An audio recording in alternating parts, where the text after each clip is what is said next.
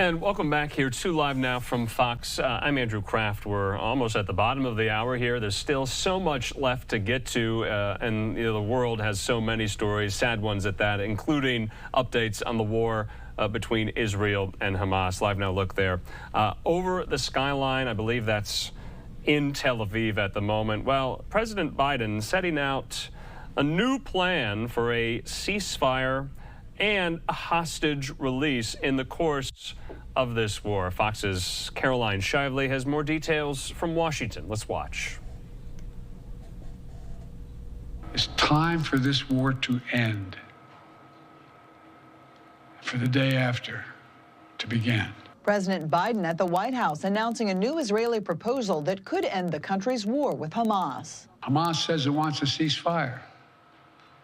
This deal is an opportunity to prove whether they really mean it. The proposed plan would be carried out in 3 phases. Phase 1 would see a ceasefire and withdrawal of Israeli forces from populated areas of Gaza for 6 weeks. Hostages, including women, the elderly, and some Americans, would be exchanged for Palestinian prisoners. And humanitarian aid would be surged into Gaza. In Phase 2, if Hamas lives up to its end of the deal, Israeli forces would withdraw from Gaza. The temporary ceasefire would become permanent. Plus, in exchange for the release of all remaining living hostages, including male soldiers. Phase 3 would then see the reconstruction of Gaza.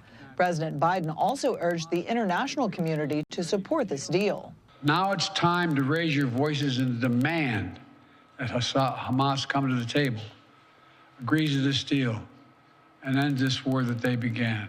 But there are some who are not convinced the president's plan will work. Mark my words, Hamas is going to drag this out and stretch this out until they are rebuilt to the point where they can have more October 7th. This comes just 2 days after Israel's national security advisor predicted the fighting would last until at least the end of the year. In Washington, Caroline Shively, Fox News. Caroline, thanks so much. I want to put up this tweet here from the POTUS account with the 3 prongs, the 3 phases of this plan here.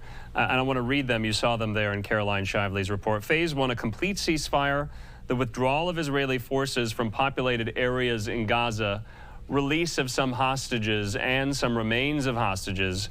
Palestinian civilians can return to their homes in Gaza, and a surge in humanitarian aid. Then, Phase 2, a permanent end to hostilities, exchange for the release of the remaining living hostages, and Israeli forces withdraw from Gaza. And then Phase 3, major reconstruction plan for Gaza, and the final remains of hostages are returned to their families. So, wanted to make sure we got all of those facets and bullet points in this most newly released plan for the Israel-Hamas war. We're going to talk about it with our friend at the Foundation for Defense of Democracies, David Daoud. He joins me right now. David, good to see you on this Friday here. So let's talk about the parameters of this. Who has signed on to this agreement? Who has signed on to this framework? Was Israel involved in devising this framework at all? Thank you for having me on. It's a pleasure as usual.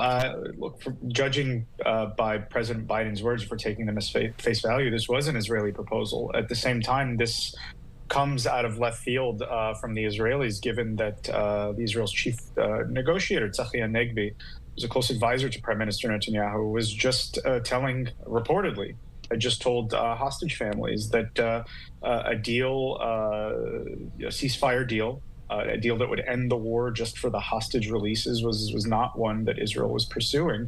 At the same time, the Israeli government, the Prime Minister's office, put out a statement saying that it was an ambiguous statement, saying whether they presented this deal or not, but per their position, they're insisting on, any deal that they're going to agree to is going to allow them to continue the war to destroy Hamas's military and governing capabilities. This has been Israel's stated objective from the outset. This is one that President Biden, during his speech, seemed to kind of dismiss, right, when he mentioned the idea of total victory and saying this is unrealistic. Yeah. So it's unclear if there's some miscommunication, if the president is kind of taking an initial deal that the Israelis offered and maneuvering it in such a way to push the Israelis into a corner. Okay, yeah, that was my next question. Is this a way for President Biden to force Israel's hand, in some capacity? Because to your point, we've had so many mixed messages from the region, from Israel specifically. The National Security Advisor just yesterday indicated that, IDF forces would be in Gaza, for the remainder of the year. And then we hear this. So yet again, we find that the ball is in Hamas's court. But all along, every single negotiation, every single meeting at a table with the parties, Hamas has always said this is one of their preconditions: permanent ceasefire. Are they going to get it in this framework? It seems, if we're taking President Biden's statements at face value, it seems that they will. The reported initial responses by the terrorist group have been positive.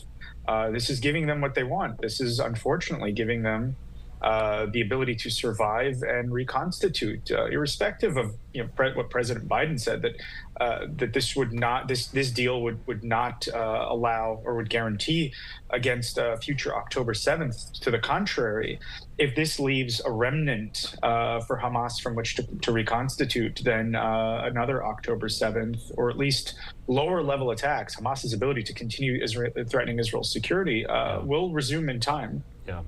David, have the goalposts shifted since October 7th from the Biden administration? The message was, they were all in backing Israel to extirpate Hamas from the enclave entirely. Today, President Biden says Hamas is so degraded that they will never be able to wage another October 7th attack like they did again.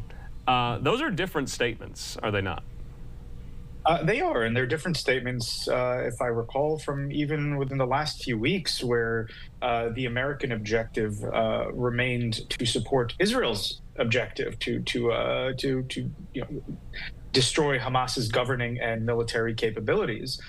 Suddenly, we're declaring mission accomplished, and it's far from being accomplished. Right, there are still ongoing intense clashes between the Israelis and Palestinian terror groups in the Gaza Strip. This is not a war that could be won overnight. Total victory cannot be achieved with lightning speed, given the conditions, given that this is a guerrilla group that is embedded in a civilian population area. This was always going to be a slog.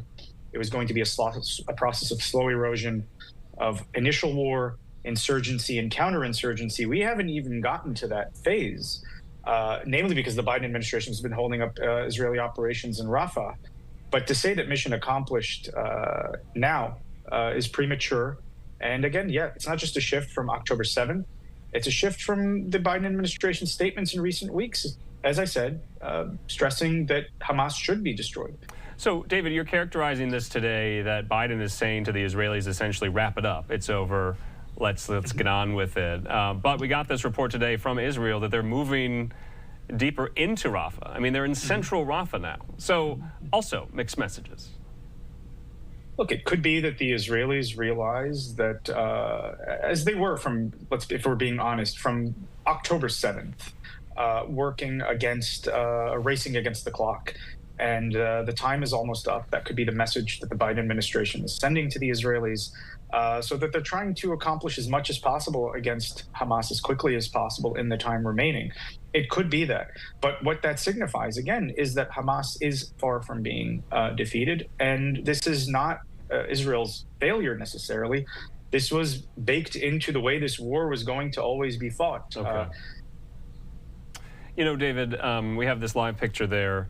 Looking into Gaza from southern Israel. Of course, it's nighttime. We also have where you are, this live picture in Washington at the U.S. Capitol. We got some confirmation on some reporting we've been doing really for like the last couple of weeks. So it is official. The invitation has been sent. Speaker Johnson says this in a letter today: I'm honored to invite Israeli Prime Minister Netanyahu to address a joint meeting of Congress, and he has the congressional leaders all signed off on it.